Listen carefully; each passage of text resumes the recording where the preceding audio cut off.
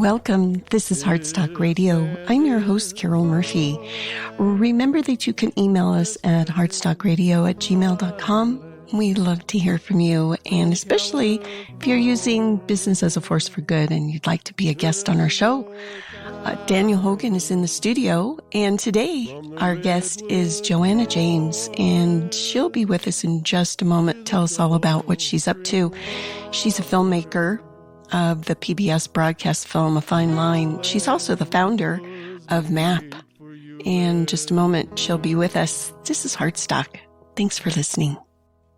As I went walking that ribbon of highway, I saw above me that in the skyway, I saw below me that golden valley.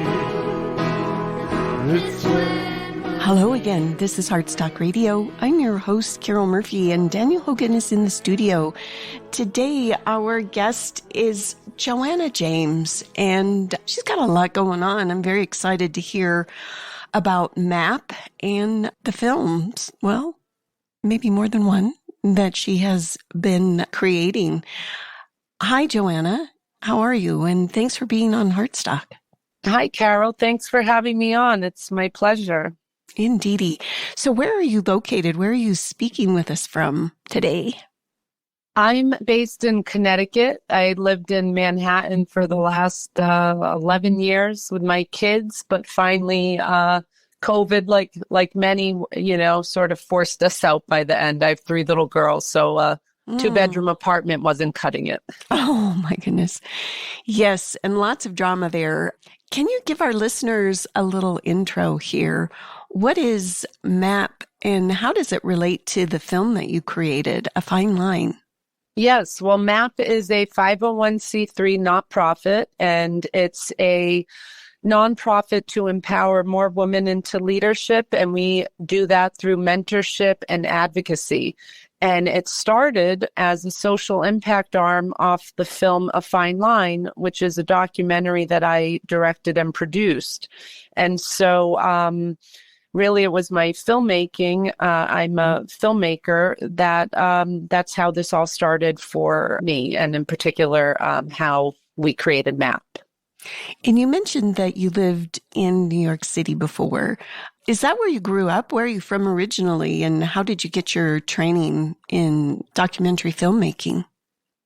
No, I am from Worcester, Massachusetts. I lived in New York, and it was like a training ground for me, to be honest, because I was exposed to so many great other documentarians and cinematographers and editors. So I was really learning on the job. I never imagined in a million years that I'd make a movie. But like most, when you find a subject you're really passionate about and you just feel, you have to get it made, you figure it out. And that's what happened with this film. It's very personal for me. It explores why less than 6% of head chefs and restaurant owners are women. People are usually very surprised to learn about that because traditionally we think women have that role in the kitchen, but professionally that's not the case. And my mother is a 33-year restaurant owner and chef. So, I saw firsthand what she was up against, the sacrifices she had to make, even though she was so good at something and loved it. And so, I made a film on it, and definitely being in New York helped in making that happen. Okay. Well, where is your mom's restaurant? You said she's been doing it for quite some time. Tell us a little bit about that. Yes. So Val's Restaurant is the name of the restaurant. It's in Holden, Massachusetts. And it's funny because the film, we've gone international with A Fine Line in the sense of different film festivals across the globe, let alone all throughout the U.S. We did a nationwide screening tribute tour recognizing women in their communities who have always been there, especially now, post COVID, we saw firsthand how small independent restaurants were the backbone to so many of their neighborhoods and communities, feeding first responders, checking in on their, elderly customers, making sure that they had food. So it was really important for us to use this film as a catalyst for good and to recognize many women who weren't getting the press and awards that they deserved. And so my mom, she's just been the strongest person I know and role model for all she does in her community, which is in, like I said, Holden, Mass. But I think where I was going was she always just really enjoys when so many new customers come in because they've seen the film, especially some have come as far as, from California, Washington State, and they just want a hug, and they say, Val, will you give me a hug? So it's really been a great experience getting to share her story and what she was up against, because we found that it's a very universal shared story for many women trying to rise up the ranks, and really not just in the hospitality and culinary industry, but across most industries. There's a huge, staggering gap between, women in leadership in those particular fields. Yes, and I'd like to delve into that a little bit more, but first, I'm wondering, what was your experience like in learning all the skills that you needed in order to make a fine line? Can you talk a little bit about the other documentaries that you worked on and how you learned the craft? Well, I'm a former newspaper reporter, so I didn't have any training whatsoever in film or filmmaking. But as a journalist, I think that was just the best preemptive training I could have had, because it was about asking the questions and not stopping until you felt you really got to the heart of what the issue was about.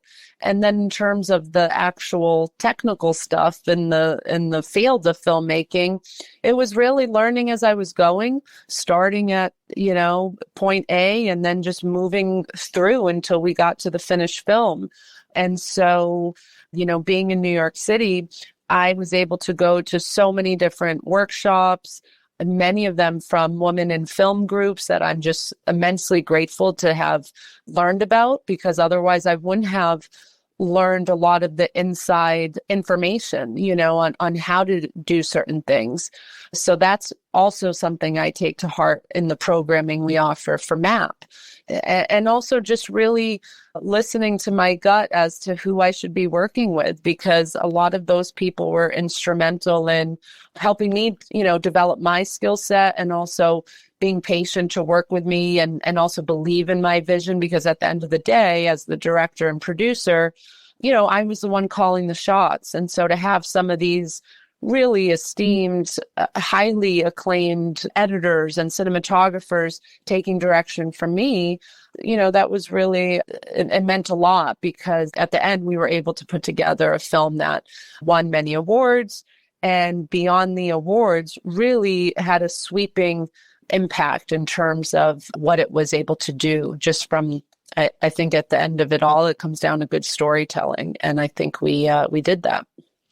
What were some of the awards? I'm really kind of curious, because previously we had interviewed a friend of mine that was a documentary maker, and I watched them go through the process, and it is definitely not easy. So how were you able to, well, I guess just get it out in the public and get it into, was it film festivals? Is that how you got it out?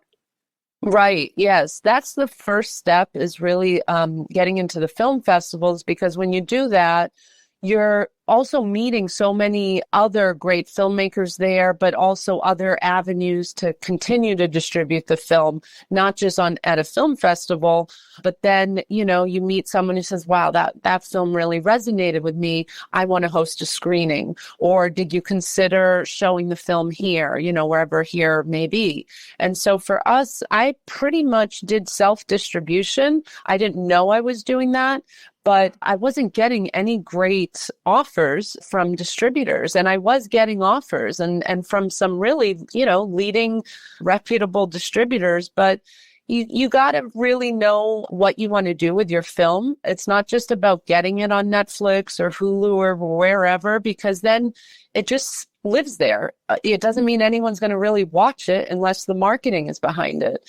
And so I was very dedicated to making sure the film was going to not only be seen, but used for what we intended it for in the first place, which was, spotlighting these incredible women and being that conversation starter as to what we can do to make a difference here for more women in leadership. And so the film festivals provided different awards in the sense that, at the Provincetown International Film Festival, received Best Documentary by a First-Time Filmmaker. And then, a lot of great reviews from the Boston Globe, from different press. And then, like I said, because I was committed to getting the film out there, we went on a nationwide screening tour. That was an idea I had to pay tribute to women in their communities, restaurateurs, bakery owners, chefs. And from doing that, again, we created more press, and that led to greater visibility for the film and more people wanting to watch it. So then we got on PBS. And so the film had its national broadcast premiere and was shown more than 30 million views. So, it's really a matter of just keeping that momentum going. And it was also shown on airlines, educational distribution, which is so important. It's a lot of work. It took up, the last 5 years of my life the last 2 years was really building MAPP as the nonprofit. But prior to that, it was just nonstop, making sure that people knew about A Fine Line, how they could watch it, and also after they watched it, what actions they could take to create more pathways for leadership for all people. Mm-hmm. And you mentioned being a newspaper reporter. Can you talk a little bit about that, where that was, and how you got your foot in the door there? Well, I mean, I've had a love for writing since I was a little girl. My mom got me a diary when I was probably, 5 years old. And I still literally have a box of all my diaries and journals. So writing has always been that outlet for me.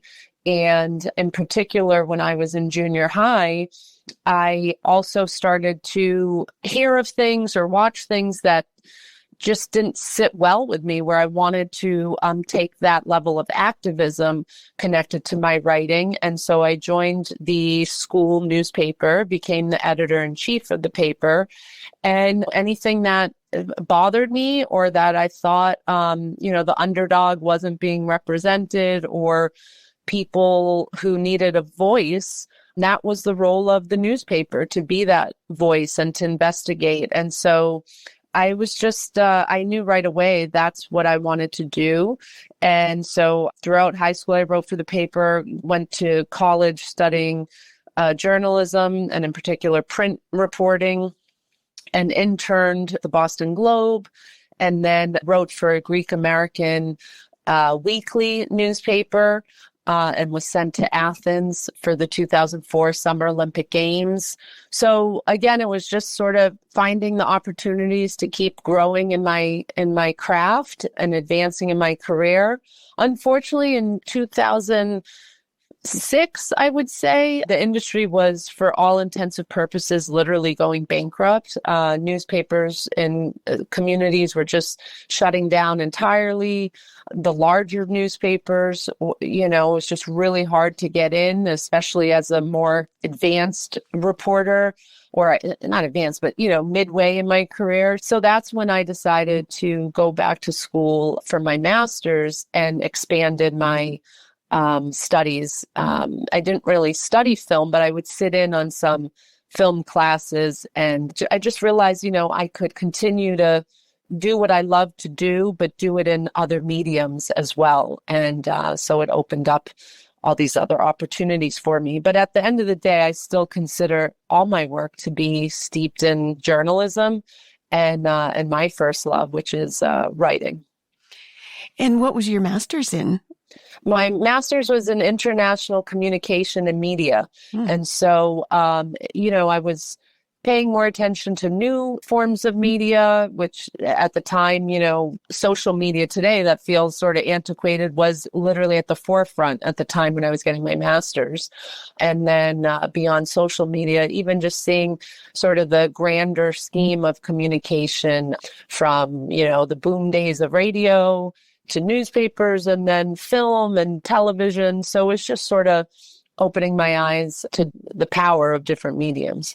We'll be right back. We're going to take our quick little break here, and we'll learn more about MAPP. We'll see you in just a moment. This is Heartstock.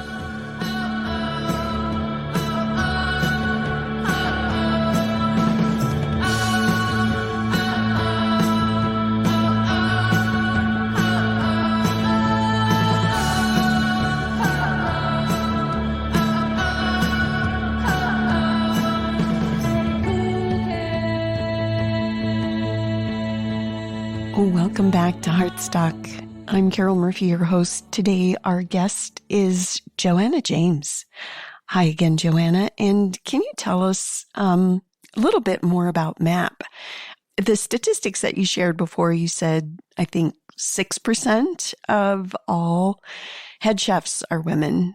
Why is this? What's going on out there? I mean, so many of our guests have talked about, just the difficulty of getting funding if you have a startup.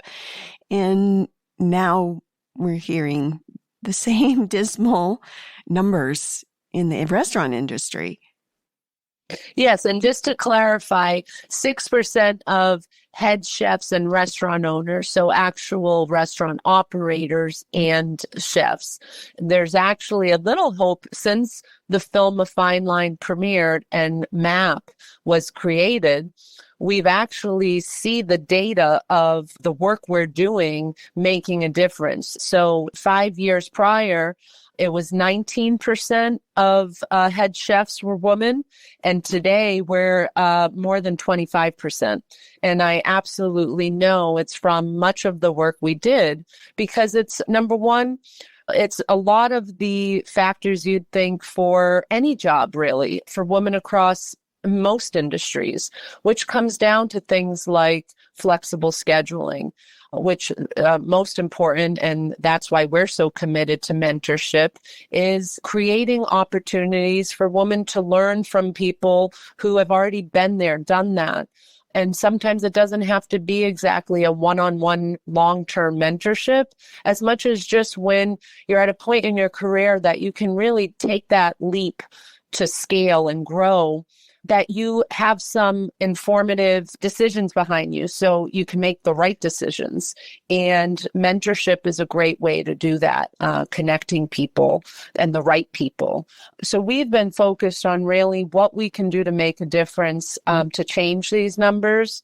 And other than mentorship, it's advocating for what in particular women need. And not only need, but just really making sure that workplaces are equitable, that there's fair conditions there. So it's a level playing field. Because for so long, we've seen that women face the disproportionate burden, not only in the workplace, but on the home front. So it's no wonder it is the way it is. So we're about creating the conversations to really change those dynamics. And sometimes it starts with ourselves as women to really make sure that we make those changes too. Like I say, I couldn't do half of what I've done without my husband, who is just such a great partner and hands-on, and I don't just say, oh, I'll just do it so I can get it done quicker. I let him, do the laundry, or he brings the kids to school in the morning. I put him to bed at night. We can't do it all. So we've got to designate, and we also just really have to stay focused on the work that we want to do and how we can get ahead. And that is what MAPP is committed to. Indeedy. And I'm wondering if you could help our listeners understand, how does MAPP work if they need a mentor? And how do you find and get women to be mentors?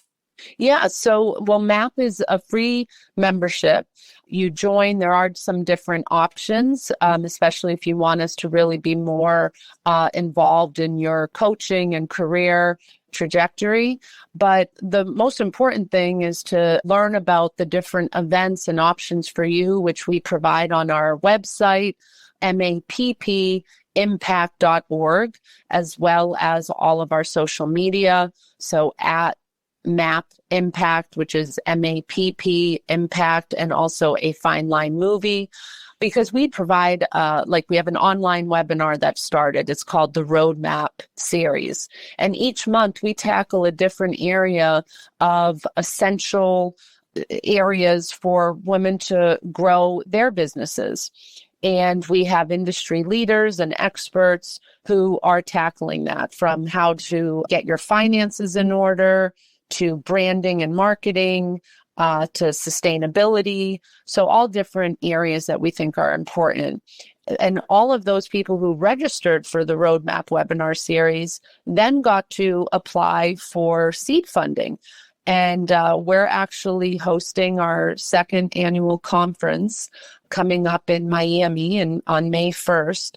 And at the conference, we're going to have a live pitch session of the top 3 candidates to really go through why they deserve this seed funding. It's a $50,000 pool of cash prizes and free services like accounting, attorney hours, a PR campaign. So we think that when you do all of that, you have the mentorship, you have the advocacy in terms of really making sure our requirements are out there and people know how to create this key atmosphere for growth, combined with resources and tools and, of course, capital, then that's what you need. That's how you're going to see the full potential of someone. So, yeah, the first step is really just coming to our website, to our social media, to learn of the different resources and tools that are offered for you. To also, if you're looking for a mentor, we right now specify in the culinary and hospitality industry, but we know that the program we're developing can be across all industries. Indeedy. And that was going to be my next question. So thanks for sharing that. It definitely leads me to wonder, with MAPP and with the seed funding, how are you funded? Well, I mean, just like with a Fine Line and that home stretch, it came down to women supporting women. There are some other really great women-led food organizations, and they wanted to host screenings and fundraisers to help us get through that home stretch of post-production. And that's how we did it. And now the same thing with MAPP. You know, we provide a free membership, but when it comes to the conference or some of the different webinars we offer, there's a cost there. And so there's a lot of great organizations who are providing some of those tickets for different members in their own organizations. A big part of it for us is corporate sponsorships. So especially from a lot of the corporations that work with the operators who we serve, we provide so many scholarships. And so that comes directly from the funds of the support from many of our partners. Some of our greatest partners from day one who have believed in the work we're doing and have championed it include PepsiCo, Doe Wines, and Markham Vineyards, part of Distinguished Vineyards Wine Partners. So we have some really great partners who want to see a lot of these changes made and who have been committed by our side to make it happen. We have about 4 minutes left. And in that time, I'm hoping you can share with our listeners what you can have coming up for the future. What lays ahead for MAPP? And are you going to be making any new documentaries? I am. I have a new series I'm working on. It's at the developmental stages, so it's early on. I can't really share much, but I will say I've seen the power of food and film connected and how, a shared meal brings us together, and especially at a time where it can feel really isolating and polarizing. I find hope and encouragement from, the community I'm in of chefs and restaurateurs and farmers. And so I'm working on something highlighting that. And in terms of MAPP, we're really excited for our conference coming up. That's all about exploring how we can create more sustainable business growth and personal growth through wellness and well-being. And so we're going to be having those great conversations on May 1st in Miami. Again, if you go to our website, you'll see all the information about that, as well as the Roadmap webinar series that you can be part of. And we're actually learning from a fine line and going back on the road. We're going to be doing a 10-state live tour, and that's across the whole country. So please follow us, because you'll see where we'll be, if it may be your own community, throughout 2023. We'll be in Texas, we'll be in Dallas, Austin, Houston, we'll be in Nashville, in New York, so really all over. But definitely I hope to see many people, many of our friends in Miami. That's the first step coming up. And then I'd like to talk just a bit more. We've got just a couple minutes left, but can you talk more about the seed funding and how you were able to attain funding for that? And who is it that you're looking for? What are some of the qualities of the folks that will receive the seed funding? Well, that has since closed the application process. We started that in the late fall of 2022, but the candidates had to have been in business for a few years, had to provide, some of their tax information. We really vetted everyone to make sure it was thoroughly transparent and fair across the board. But it's women in independent, either restaurants, catering, bakeries, cafes.